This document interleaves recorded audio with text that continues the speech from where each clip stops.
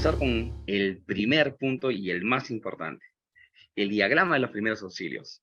Lo primero, evitar la muerte, sí o sí, en todo momento. Poner a la víctima en manos de profesionales, o sea, con el menor de los daños, haciendo todos los protocolos actualizados y, lo más importante, evitar las complicaciones. Hay muchas personas que les gusta ayudar, pero no tienen el conocimiento. Y yo siempre digo en mis cursos, no hay nada más peligroso que una persona que tenga la voluntad de ayudar, pero no tenga los conocimientos, ¿no? ¿Por qué? Porque puede agravar la situación, puede dejar al lesionado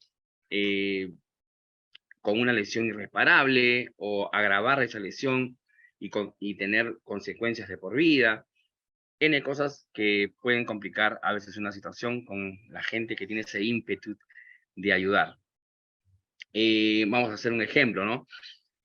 Una persona que tiene un ataque de epilepsia y vienen las personas y lo comienzan a sobarle, otro le quiere dar agua, el otro le quiere poner un palo en la boca, todas esas cosas van agravando la situación y puede terminar en un desenlace fatal.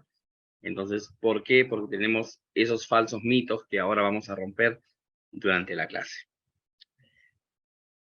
Números de emergencia. Muy importante cada uno de estos 4 números. El primero es la policía, 105.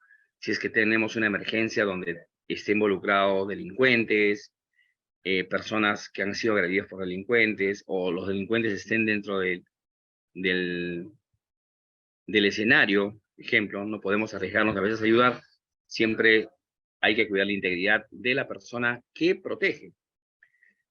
Otro número importante es el SAMU, el 106. ¿Por qué no digo 105? ¿Por qué no digo 106?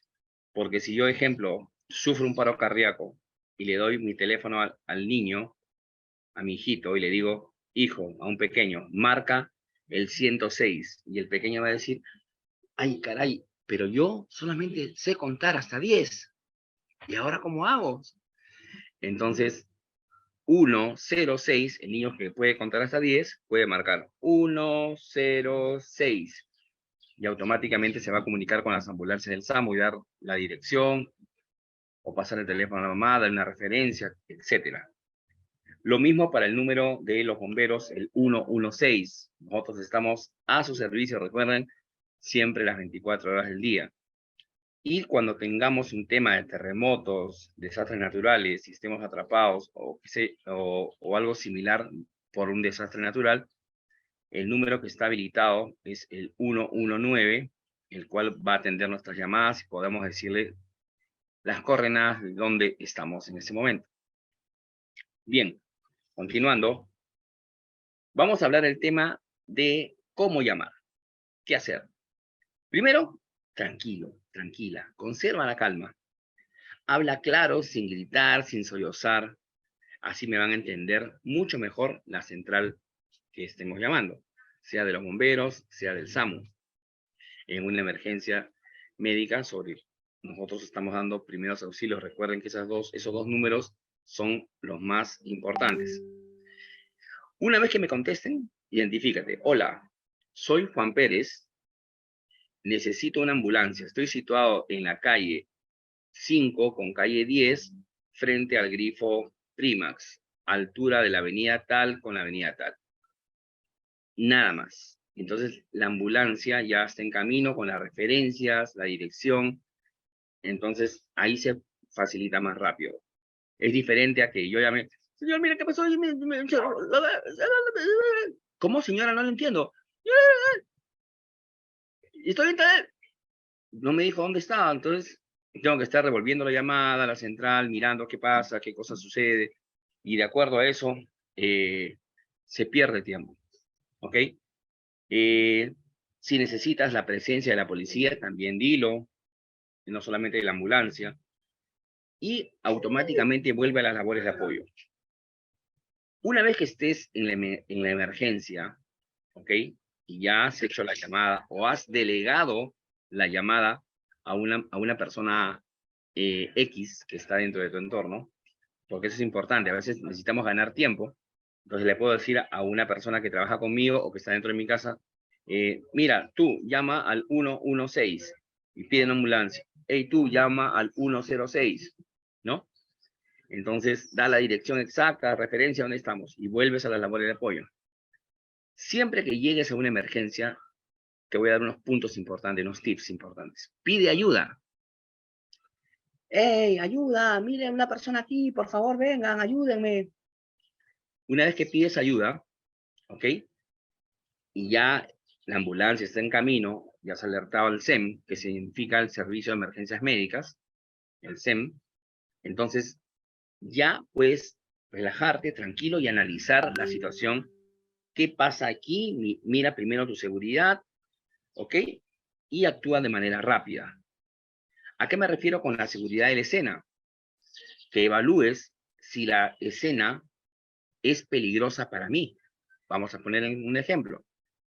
Estoy presenciando un accidente de moto. ¿Ok? Yo me acerco a ayudar, pero los carros pasan por el costado mío. No hay nadie que le diga pare o detenga el tráfico, los carros están pasando cerca donde yo estoy, están pasando a unos centímetros míos, entonces es peligro para el rescatador. Ese peligro para el rescatador no puede estar dentro de una escena, ¿ok? Porque primero es el rescatador, segundo es el rescatador y tercero es el rescatador. Entonces es importante que tomemos las precauciones. Igual si voy a atender a una persona y la persona ha tenido un accidente por electricidad y todo el piso está mojado, si yo no tengo unas botas que van a disipar la corriente, entonces es fatal para mí porque voy a salir accidentado, ¿sí? Entonces, a eso se refiere con la evaluación de la escena. Hoy en día, que ya está bajando el índice de COVID en nuestro país, antes, pues nos poníamos para atender en las épocas de pandemia, nos poníamos la mascarilla, nos poníamos doble, triple mascarilla, lentes, el protector facial, los guantes, porque no queríamos contagiarnos. Hasta gorro, nos poníamos los gorros que te cubren el cabello, mandil, todo bien camuflado para evitar el contagio. Hoy en día es importante que no bajes la guardia y también si vas a atender a una persona que no conoces, te coloques una mascarilla y los guantes. Muy importante para prevenir. Si tuvieras lentes, mucho mejor. En el botiquín de emergencia, lentes, mascarilla y guantes. Muy importante porque a veces podemos tener una persona que tiene un accidente donde tiene, vamos a ponerle una hemorragia en la zona de la boca y puede toser, escupir y entonces me va a llevar de sangre toda la cara, toda la boca. Entonces, importante estar protegido, ¿no? Y sobre todo, si voy a agarrar sangre, tengo que estar con los guantes puestos para evitar cualquier tipo de contagio. En caso yo tenga una pequeña herida en la mano, etcétera, se pueda meter por ahí alguna bacteria. Bien. Dentro de la atención prehospitalaria, tenemos dos cosas importantes que quiero que conozcan. La primera es el consentimiento explícito e implícito. El explícito es cuando la persona que está accidentada, lesionada, acepta que o sea, yo me acerco y le digo, hola, soy Richard Polo, soy bombero, estoy entrenado en primeros auxilios, ¿me permites que te ayude? Si la persona me dice, sí, perfecto, procedo.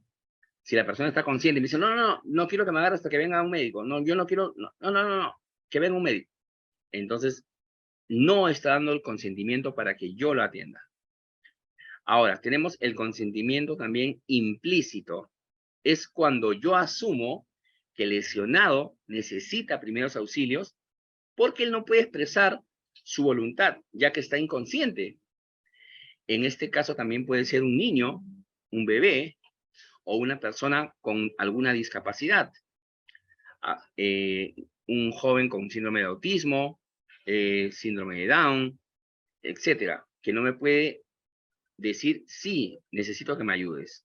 Entonces, ese es el consentimiento implícito, ¿ok? Siempre por ley tenemos que tener en cuenta esos dos puntos. La primera respuesta ante una emergencia, cuando ya tengo todo esto, una de los primeros pilares que tengo que tener muy, pero muy claro, es ver el estado de conciencia del paciente. ¿Ok? Primero, lo toco. Señor, señor, ¿está bien? Señor, señor, en el hombro. Señor, señor, señor. En caso, lo puedo mover un poquito. Si es que no, la persona no me responde, tengo que mover o tratar de peñiscar alguna parte para ver si la persona, haciendo un pequeño estímulo de dolor, la persona pueda mover algo que me indique que está consciente. ¿Ok?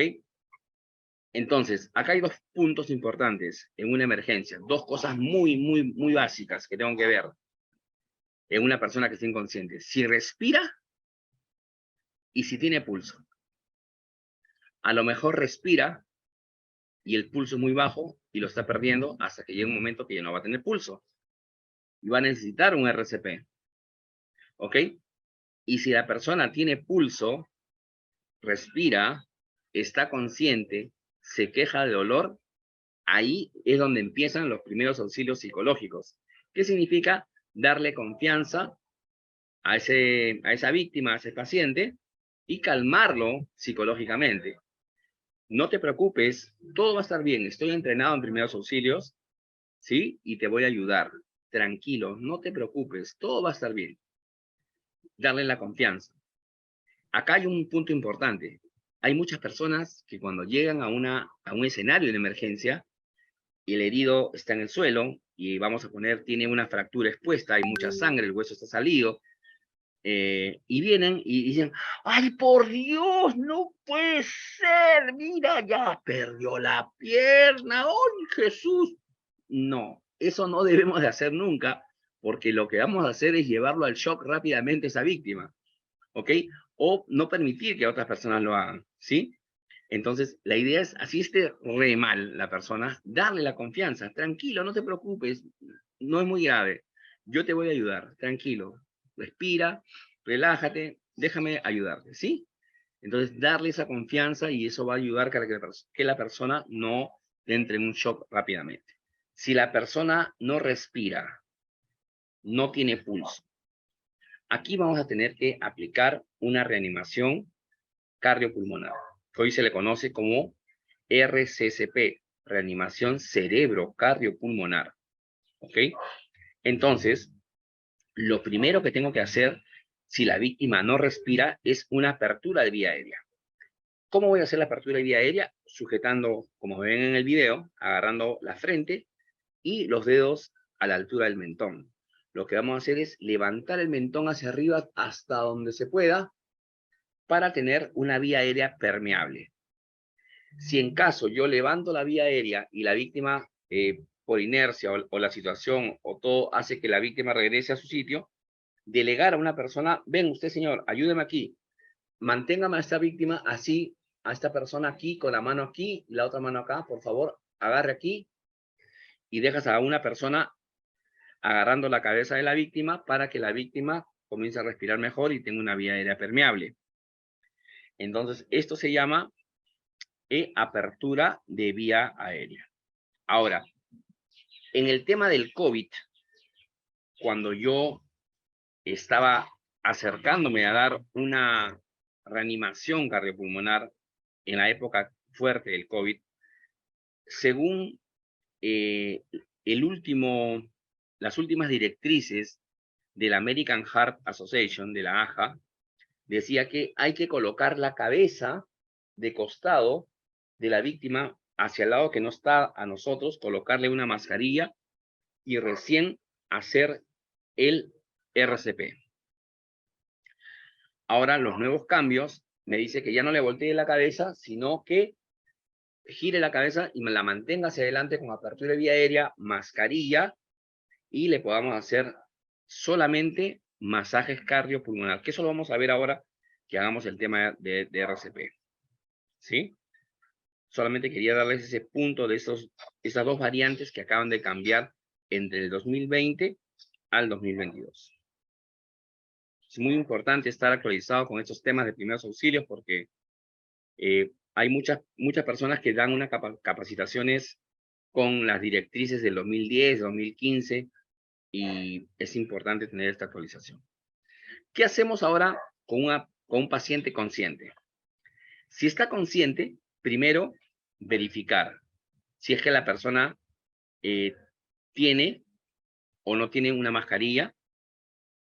Eso es muy importante. Mantener el contacto visual con la víctima también es importante. Darle la tranquilidad del caso, muy importante. Ahora, si la mascarilla me impide conversar con él o ver qué pasa, por favor, retírenla y observen, porque puede ser que la persona tenga un atragantamiento, tenga un caramelo adentro, o se haya atragantado con otra cosa, o tenga algo que pueda estar obstruyendo la vía aérea. Segundo, verifica el estado. Si la persona está lúcida, está consciente, está orientada en tiempo y espacio. Para darte cuenta de eso, pregúntale cómo te llamas. Si la persona no recuerda cómo se llama, o no sabe dónde está, o no sabe qué le pasó, entonces tengo que automáticamente verificar qué puede estar pasando en ese momento. A lo mejor un golpe fuerte en la cabeza está obstruyendo, está trabajando uno de los hemisferios de una manera incorrecta, lo cual no le permite a la persona tener una buena noción del espacio-tiempo. ¿Ok? Bien, seguimos. Los signos vitales son muy importantes porque son los indicadores que reflejan el estado fisiológico de los órganos vitales y estos pueden ser cuantificados. Los signos vitales son 4. El pulso, temperatura corporal, frecuencia respiratoria y la presión arterial. Pero, como les dije hace un momento, en una emergencia, lo primero que tengo que verificar son 2 puntos. Pulso y respiración.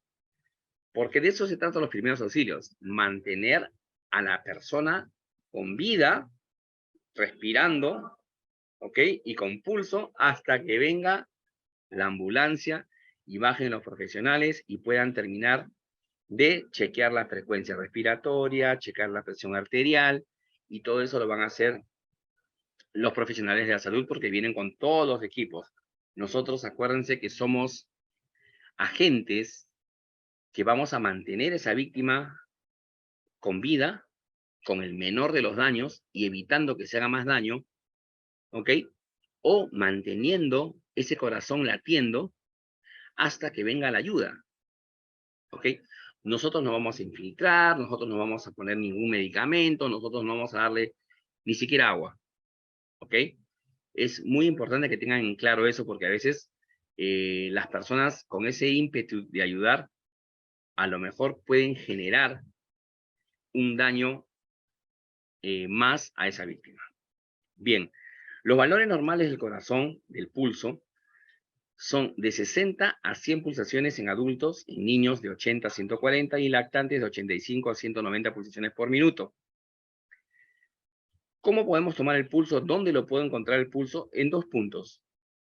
En el cuello, que se llama pulso carotidio, y a la altura de la muñeca, donde termina la base del dedo gordo, que se llama el pulso radial. ¿Por qué? Porque acá pasa la arteria radial y aquí pasa la arteria carótida.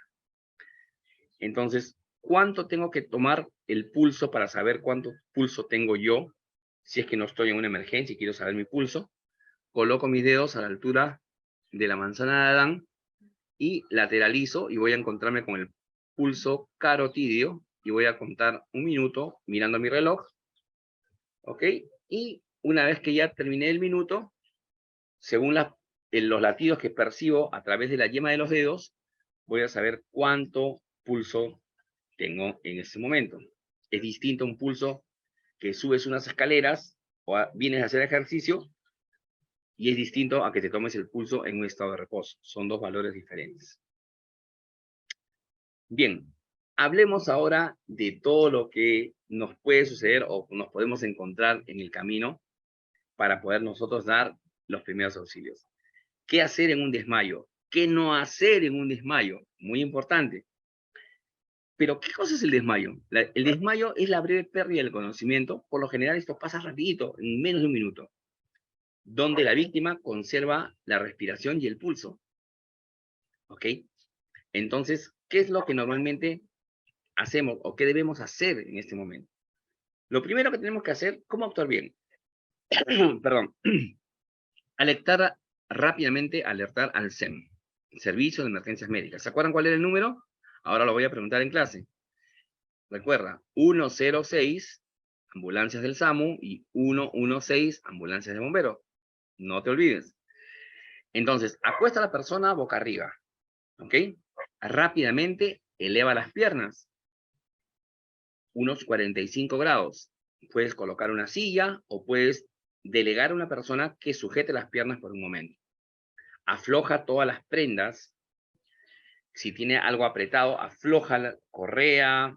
Si tiene corbata, afloja la corbata.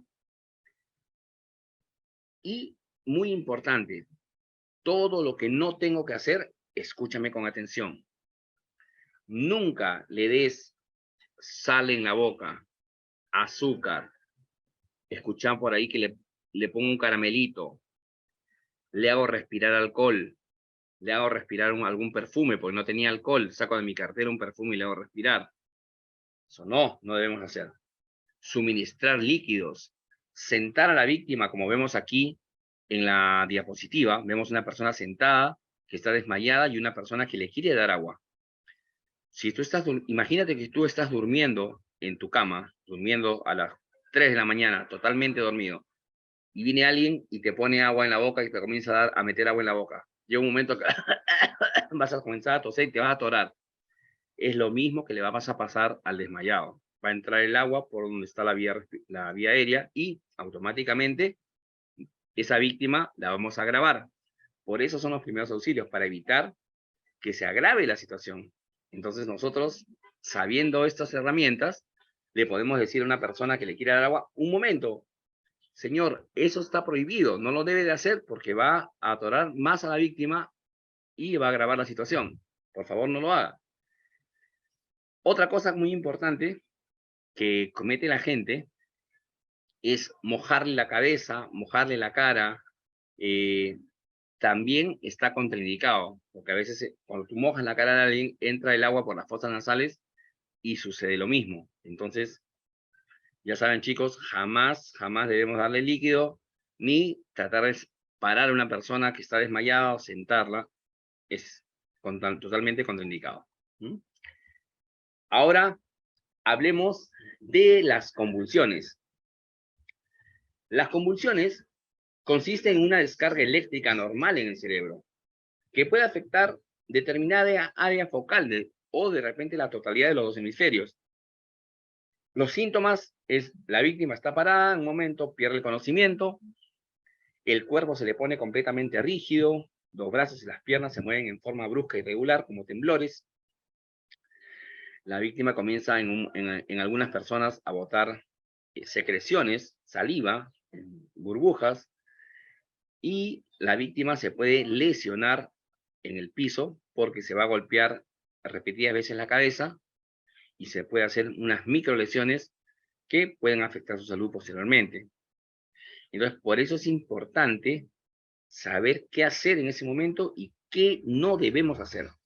Vamos a quitar de nuestra cabeza, vamos a borrar de nuestra memoria todos los tips que me contó mi abuelito, mi abuelita, la tía Juana. Entonces vamos a evitar consecuencias para una persona que está sufriendo una convulsión. Recuerda que las convulsiones pueden ser de varias formas, producidas por varias formas. Uno puede ser por una patología como la epilepsia, padres alcohólicos, puede ser por diferentes tipos de factores, alguna enfermedad como el raquitismo, malas dietas, en fin. O también tenemos las que son provocadas. Las provocadas puede ser una persona que le golpean con un palo en la cabeza y comienza a convulsionar. Una persona que se resbala en el piso con la cera, vamos a poner un ejemplo, y se golpea la cabeza fuertemente, a lo mejor también comienza a convulsionar. Entonces, las provocadas y las no provocadas. Pues ya tenemos claro lo que son las convulsiones. Pero, ¿qué es lo que debemos hacer y qué es lo que no debemos hacer? Primero vamos a aprender cómo actuar. Lo primero, protégete. Si la persona vomita, escupe, tose, no te va a caer en el rostro. Siempre protégete. La bioseguridad, no te olvides, muy importante. Siempre que veo una persona que convulsiona, voy a ponerlo de costado. ¿Ok? Lo giro, lo lateralizo. No permitas que otras personas le comiencen a agarrar las piernas, le comiencen a sujetar los brazos, tratando de inmovilizarlo. Eso se hacía en el pasado, porque la gente no tenía ese conocimiento actualizado. Eso no se debe de hacer. Sobarlo, tampoco, porque no se necesita. Recuerda que la convulsión puede durar entre 1 minuto y medio y 2 minutos como máximo, como tope.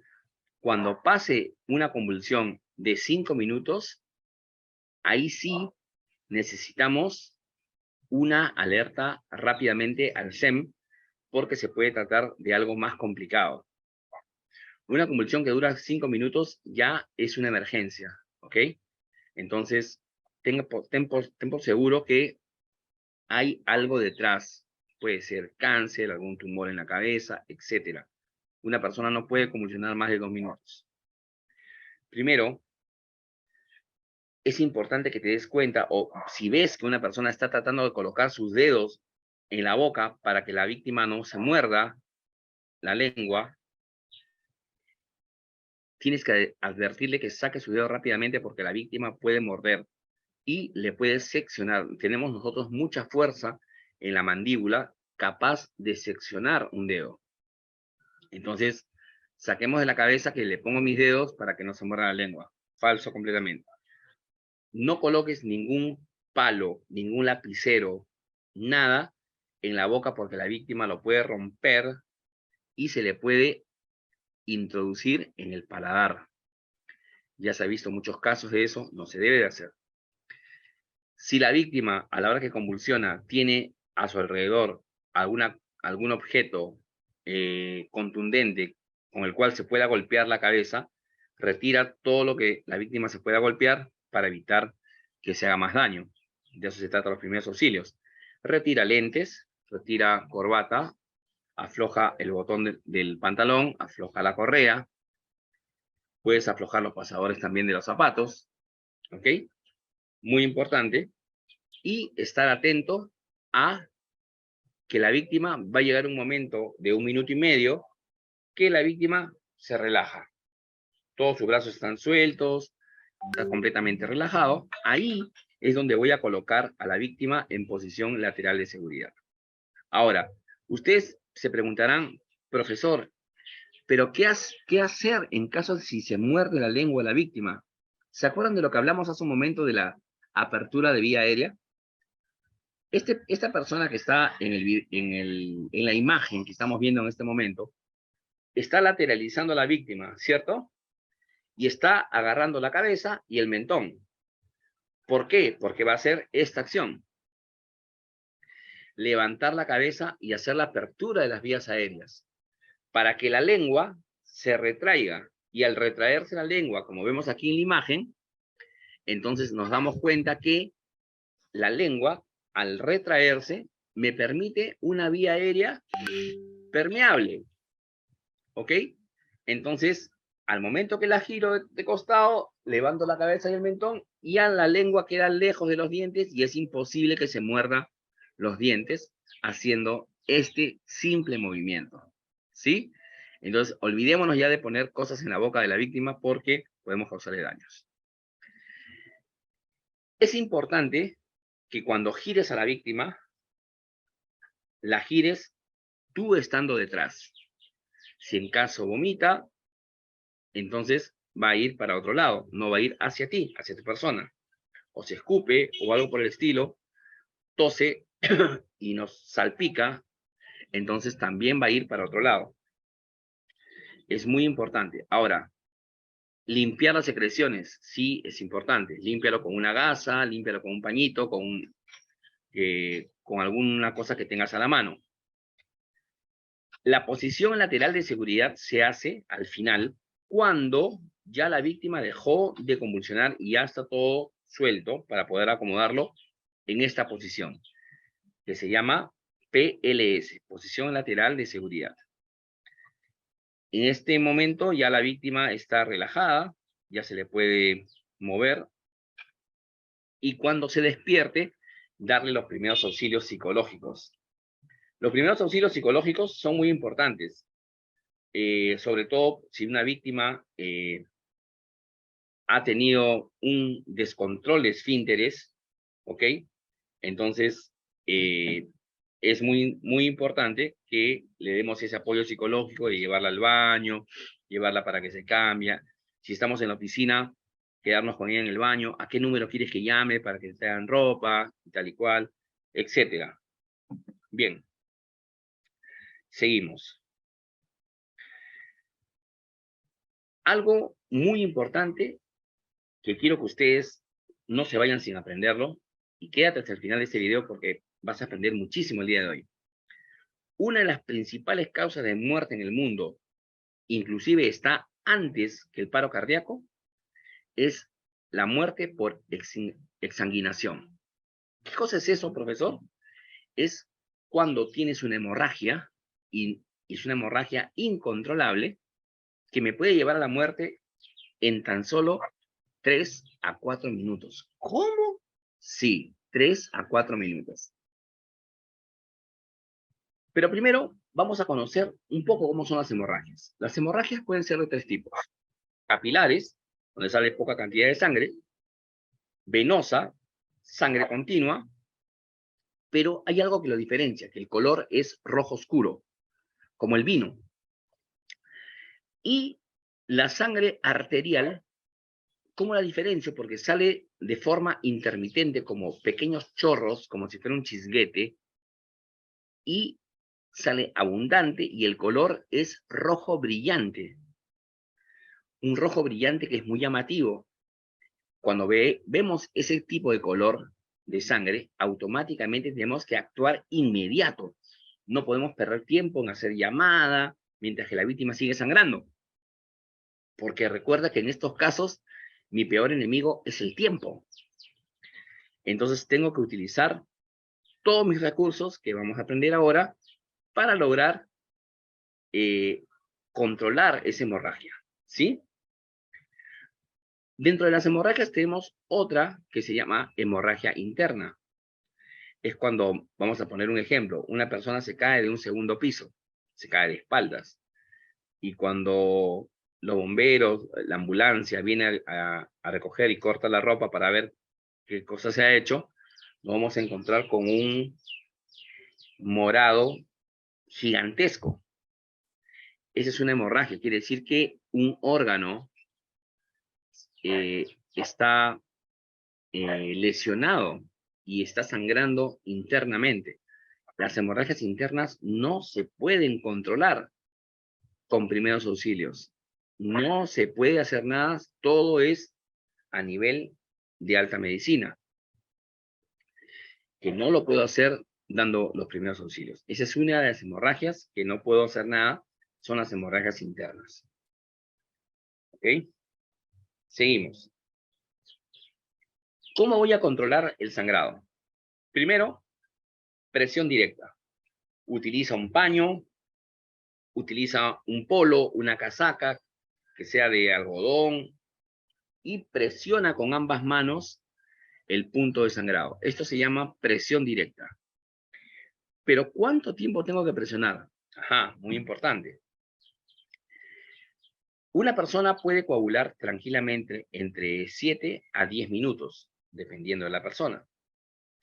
Entonces, mientras que tú presionas, lleva el control del tiempo. No retires nada de lo que estás presionando, ni saques todo para ver qué pasa. No, mantén la presión. Porque si tú sacas para mirar, rompes el coágulo y la persona vuelve a sangrar de forma muy abundante. y puede perder la vida rápidamente. Entonces, primero, presión directa, ¿ok? 5 minutos, 7 minutos, 8 minutos, vamos a poner. Vemos que ya no se moja más las gasas que he puesto yo de mi botiquín de primeros auxilios, y entonces empiezo con el segundo tratamiento, que es un vendaje compresivo en forma circular y bien apretado en toda la zona afectada. Bastante venda y bien apretado. Con eso vamos a llevarlo al hospital o a la clínica para que lo puedan intervenir rápidamente y puedan suturar y puedan cauterizar el punto de la hemorragia. ¿Ok? En casos de hemorragias más abundantes, semiamputaciones o amputaciones de algún miembro superior o inferior, estoy hablando de brazos, piernas, puedo contar con la aplicación del torniquete médico. El torniquete médico es lo que se llama torniquete CAT. Es un dispositivo que tiene un pega-pega donde envuelve al miembro superior o inferior y tiene una varilla que completamente la giro y automáticamente eso hace colapsar la arteria y la arteria se cierra y hace que no siga sangrando la víctima. Ojo, torniquete no significa que voy a sacar un trapo, voy a amarrarlo con un palo. Los torniquetes improvisados tienen una tasa de falla de un 95%, que es mucho, es bastante. Y tiene secuelas que pueden causarme un daño tisular, el cual me puede necrosar parte de mi piel o puede generar que el cuerpo tenga una lesión irreversible. Sobre todo el miembro afectado, esa parte del cuerpo, estamos colocando el torniquete. A eso me refiero. Entonces, el torniquete médico que está diseñado con la medida correcta, la forma de presión correcta, que me otorga 50 kilos de presión para detener esa hemorragia, es distinto a que yo, pues, saque una cuerda de zapatos con un palo y comience a lesionar la piel de la víctima y haciendo también lo mismo al final, pero causando un daño tisular tremendo. Bien, el torniquete puede estar puesto, el torniquete médico, que lo venden en internet, no es muy caro para salvar la vida de una víctima, es bastante económico, que lo podemos tener en los botiquines de emergencia. El tiempo de uso puede ser 2 horas sin problemas, sin ningún tipo de daño, ni daño de síndrome compartimental, ni daño tisular, ni daño sistema nervioso, nada. Pasado las 4 horas, sí vamos a tener problemas. Pero ¿quién va a estar con un torniquete 4 horas? Si coloco el torniquete y lo llevo a la ambulancia, y la ambulancia a la clínica, que se demorará 30 minutos como máximo. Entonces, por eso es importante que sepan que el máximo tiempo del torniquete son 2 horas. ¿Ok? Basta y sobra para llegar a cualquier hospital o clínica, lo más lejos que sea. Otro problema que nos vamos a encontrar siempre son las hemorragias nasales, que también se le conoce como epitaxis. Pero, ¿qué hacemos primero? Siempre que nos pasa una hemorragia nasal o vemos un niño que tiene una hemorragia nasal, lo primero, le ponen o algodón o le ponen papel higiénico y le hacen levantar la cabeza para atrás y lo tienen al muchacho ahí con la cabeza para atrás, tomándose la sangre, tomándose la sangre y tomándose la sangre. Eso era en el pasado, eso ya no se debe hacer nunca. Lo que se debe hacer ante una hemorragia nasal, lo primero es presionar la nariz, primero, y luego llevar la cabeza hacia adelante. ¿Ok? Donde vemos la X, quiere decir que está bien, pero había un error aquí de falla, y la parte de la X debería ser la primera víctima, el hombrecito que está con un pedazo de papel en la nariz. Eso sería lo incorrecto, tirar la cabeza para atrás. Lo correcto va a ser, lo primero, presionar acá. Segundo, llevar la cabeza para adelante. Y ahí vamos a presionar, haciendo los dedos en forma de pinza, para que no tengamos esa acumulación interna y ese coágulo interno que se forma como una mucosidad, pero es el coágulo de la sangre, y que nos permite respirar. Y al hacer fuerza para botar ese coágulo, terminamos sangrando de más. Entonces, por eso, presionamos, cabeza hacia adelante, y listo. ¿Cuánto tiempo tengo que presionar? Ya sabes cuánto tiempo coagula la persona, entre 7 a 10 minutos. No es cuestión de un ratito y lo presiono y ya está. No, va a seguir sangrando, va a seguir sangrando. Mucho veo casos que hay niños que tienen epitaxis frecuentes y los papás, ¿qué hacen? Le colocan un algodón o le colocan papel higiénico. Hacen un tarugo y lo ponen. Al rato se lo sacan, el niño vuelve a sangrar. Le vuelven a poner y le sacan y vuelve a sangrar. ¿Por qué? Porque no están dando el tiempo adecuado para que esa persona coagule. Y al colocarle internamente algo, ese papel o ese algodón ya se mezcló con el coágulo y al retirarlo, lo vas a retirar con coágulo y todo, y vas a volver a romper esa venita y va a seguir sangrando, sangrando, sangrando y no va a parar de sangrar. Por eso que todo tiene su tiempo y tienes que aprender cómo debes hacer de forma correcta. No te olvides de eso, muy importante. Las heridas. Heridas que pasan en todo lado. Nos cortamos con un cuchillo, cocinando, nos quemamos, una herida abierta, nos caemos en la pista con los tacos, nos hacemos un raspón, una herida por laceración que se le conoce. Entonces, aquí viene, ¿qué pasa? Tráeme el botiquín, dicen en el trabajo, ¿no? Y en el botiquín, ¿qué hay? Algodón, alcohol, agua oxigenada, mercurio en algunos casos, o cremas antibióticas. Esto ya no se debe usar. Según los últimos estudios, el alcohol solamente sirve para lavarnos las manos antes y después de curar a una víctima, a una persona que ha tenido una laceración, una herida. El agua oxigenada y el alcohol se llegó a estudiar que retrasan el proceso regenerativo de la piel. Quiere decir que si yo le echo alcohol o agua oxigenada a una herida, va a demorar mucho más en cerrar esa herida porque estoy matando a los agentes que están trabajando en regenerar esa herida. ¿Ok? El mercurio, lo mismo.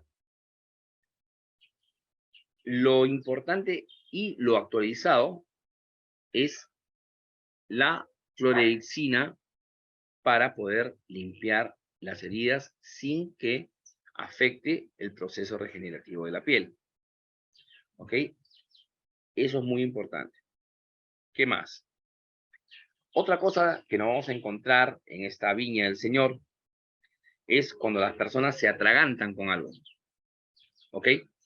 Se llama obstrucción de vía aérea por un cuerpo extraño. Entonces, aquí vamos a tener la maniobra de Heimlich. Cuando ya el paciente está inconsciente, se utiliza el RCP. El atragantamiento se le conoce como OVACE, obstrucción de vía aérea por cuerpo extraño. Tiene 3 fases. La primera, donde la víctima puede toser, o se está atragantando y está... Entonces tú tienes que incentivarle a que la víctima tosa. Trata de toser, sigue tosiendo, vamos, tose, tose, más fuerte, más fuerte. Ya la víctima va a comenzar a toser y va a botar lo que tiene atragantado.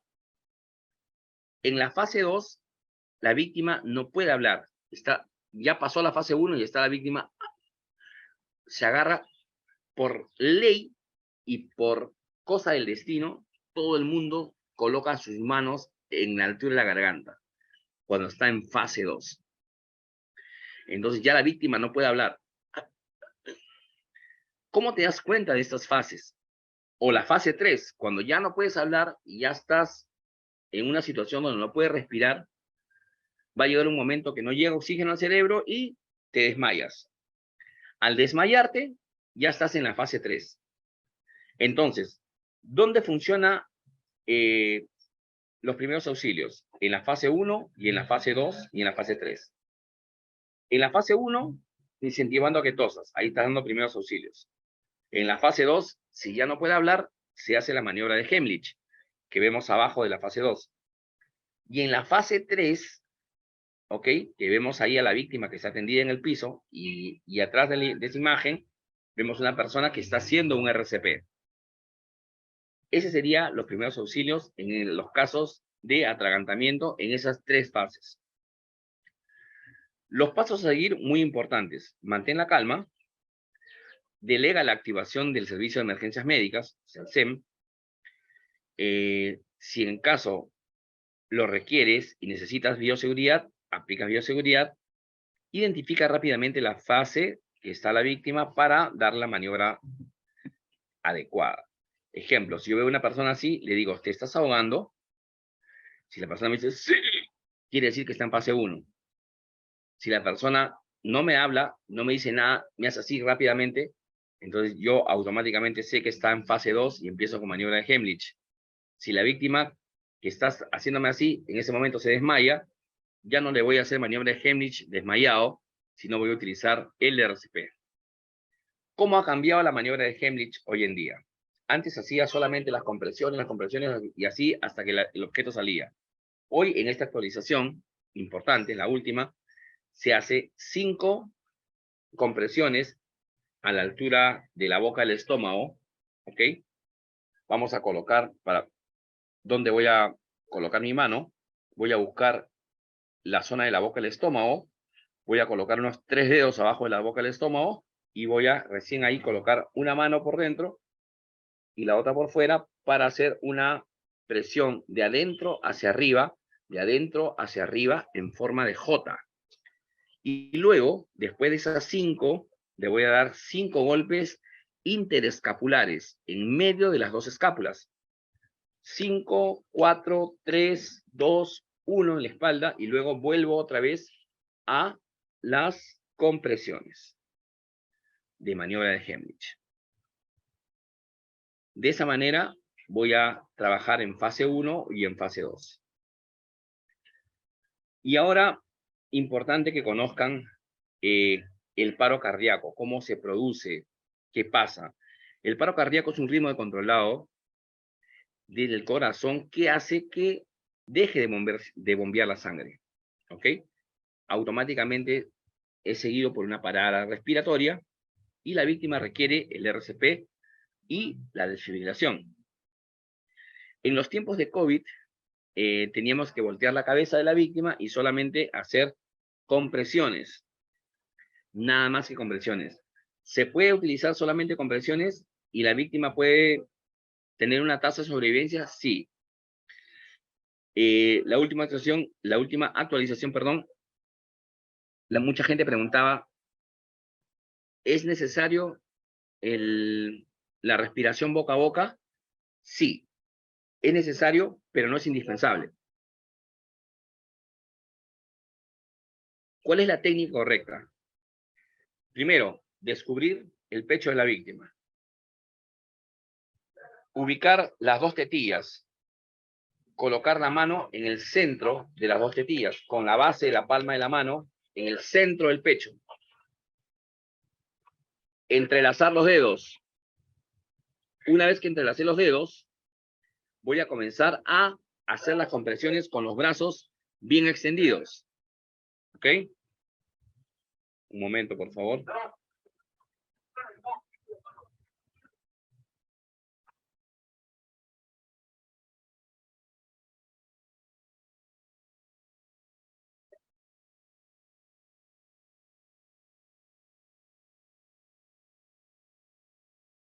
Ok. Primero, posiciónate verticalmente encima del tórax con los 2 brazos rectos. Trata de hundir entre 4 y 5 centímetros. El objetivo es llegar a las 100 compresiones por minuto. ¿Ok? En el caso sea tu familia, en el caso sea una persona de confianza, donde yo sé que no me voy a contagiar de nada, hago la apertura de vía aérea, ¿ok? Y hago 2 respiraciones boca a boca tapando la nariz de la víctima, ¿ok? recuerda que antes del COVID-19 se hacía la combinación de 30 compresiones y 2 respiraciones de rescate.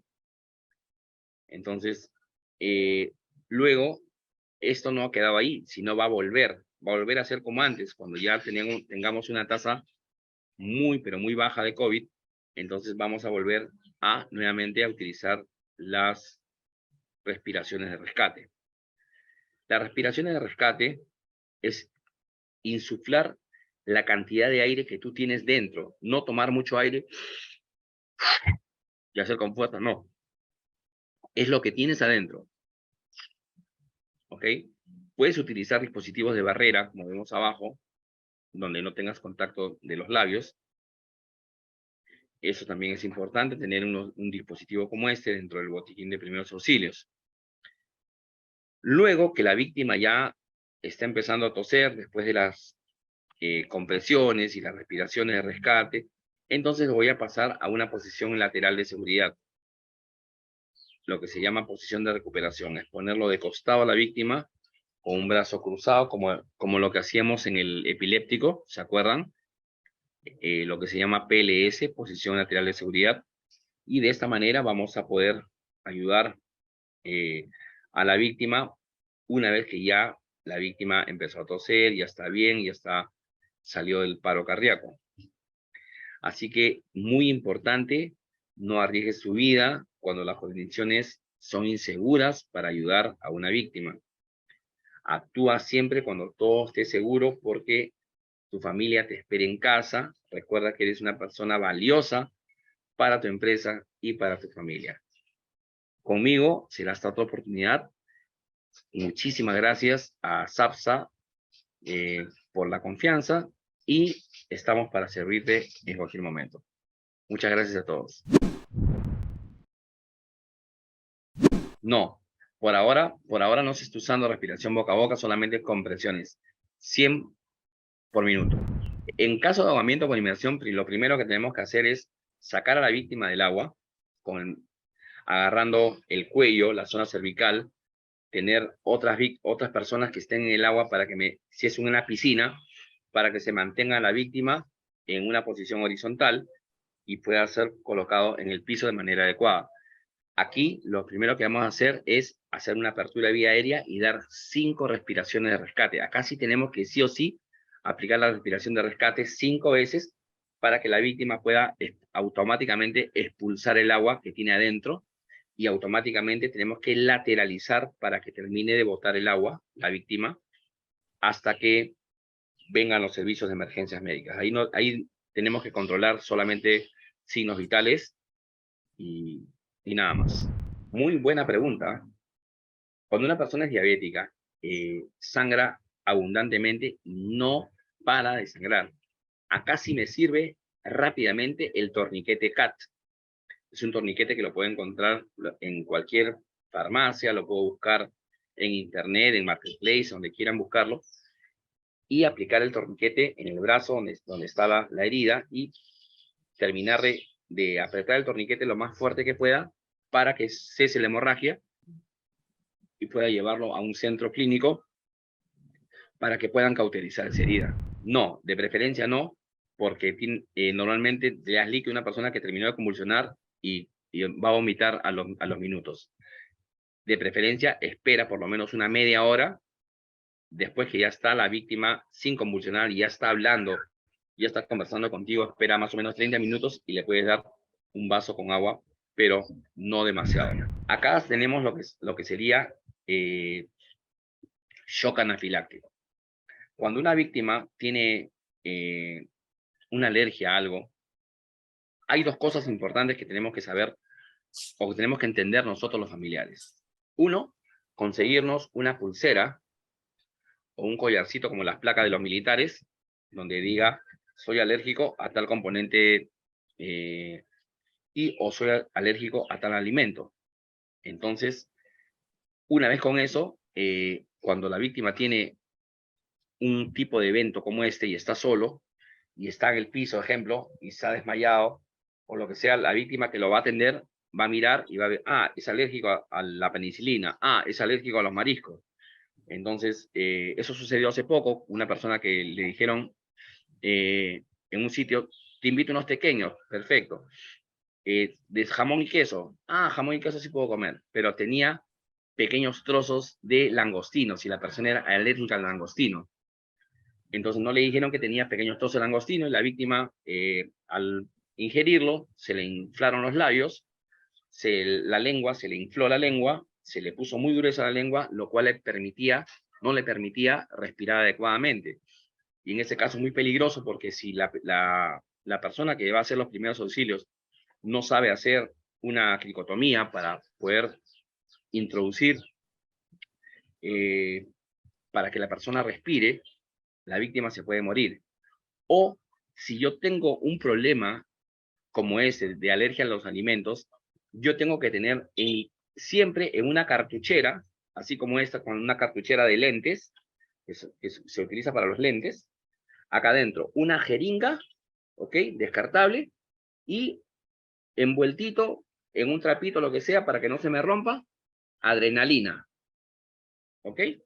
Entonces, si yo veo que estoy así, o ya comí y me estoy enronchando, y la boca se me está hinchando, la lengua se me está hinchando, los ojos se me hinchan, antes que pase eso, me la puedo colocar en la pierna, pongo la adrenalina rápidamente y yo mismo me hago la presión de la adrenalina y en ese momento ya no se me va a cerrar la epiglottis y voy a comenzar a respirar mejor y voy a llegar con vida a un hospital, a una clínica. Entonces es muy, pero muy importante que a veces sucede esto y la víctima tiene esto en su cartera. Por eso revisar si tiene eh, alguna pulsera que me diga que es alérgico, algún collar que me diga que es alérgico, y vamos a encontrar esto en la cartera de la víctima y lo podemos ayudar en ese momento.